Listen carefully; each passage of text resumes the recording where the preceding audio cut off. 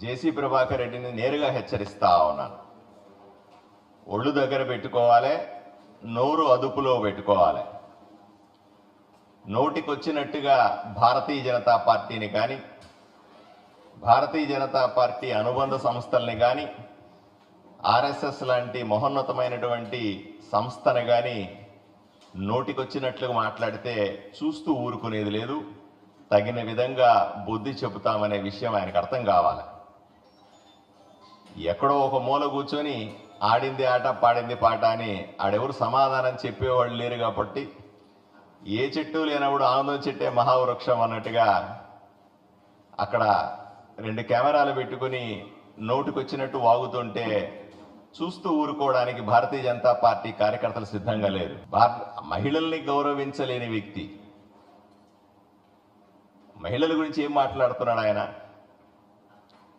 ఆ ఊర్లో మహిళలు కానీ సమాజంలో మహిళల పట్ల గౌరవంతో ఉండాల్సిన అవసరం ఉంది. పార్టీ కార్యకర్తల పట్ల, పార్టీల పట్ల బాధ్యతతో వ్యవహరించాల్సిన అవసరం ఉంది. కెమెరా ముందుంది కదా అని నోటికొచ్చినట్టు మాట్లాడితే